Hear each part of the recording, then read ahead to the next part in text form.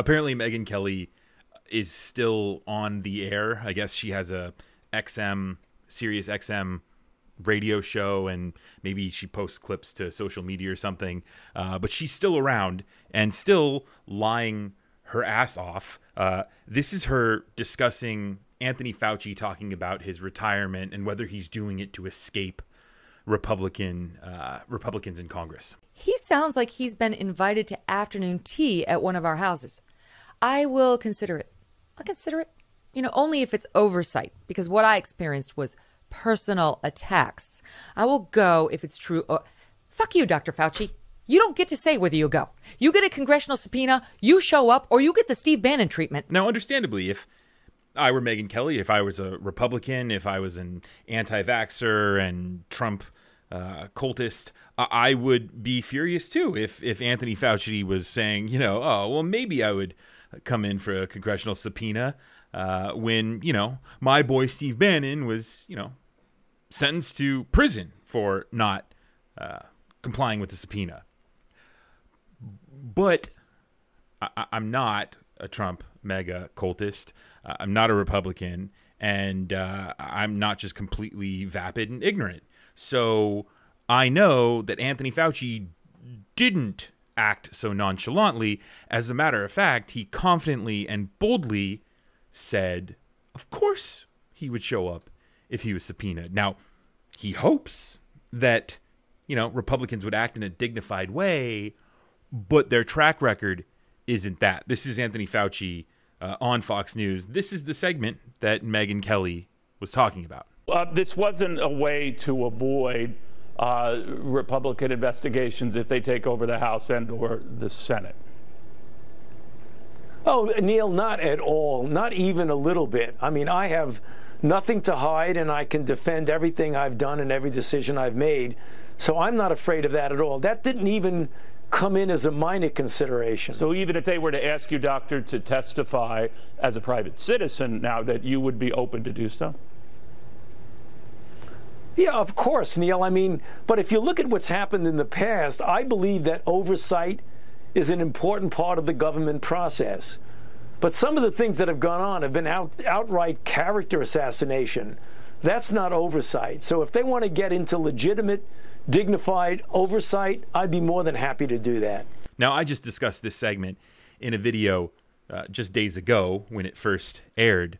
But now we have all these Republicans issuing expletive reactions to Anthony Fauci talking about him showing up for these congressional subpoenas and just blatantly lying about what he said. Republicans at this point are so desperate, right? Their deity, the almighty Donald Trump, amazing, how that happened, whatever, however he got to be, the man of the people, the populist man of the people, the guy who sits in a gold throne at Mar-a-Lago. The fact that he is now under investigation for possibly being a spy is pretty remarkable. That's kind of like a new low for them. So, of course, this week has been all about Fauci on their programs, because they know that their dumb Republican viewers at home hate science and hate scientists and hate guys who are revered by the educated people in this country and by people with just common sense, right? People who understand that Anthony Fauci saved lives during the pandemic, got us through a once-in-a-lifetime pandemic while the guy in office, Donald Trump, was completely absent from the conversations. Not only was he absent from the conversations, he was listening to other experts.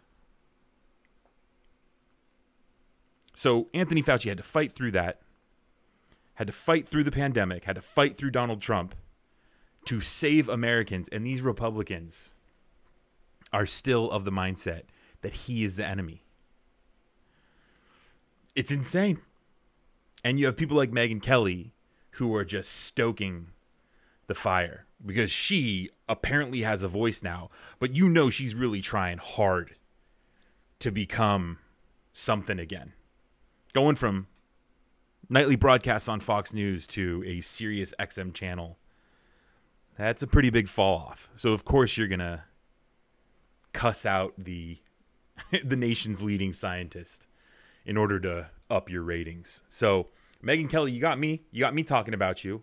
Sure, it's how big of a liar you are, how you are untrustworthy, how you are stoking the fires of division in our country. But you got me talking about it. So Megyn Kelly, you know, do you feel proud of yourself? Like, I hope you can sleep at night. I have no idea how you can. I guess that the Ambien, girl. Ambien it up. Because I couldn't sleep. I couldn't look myself in the mirror if I was doing what you're doing.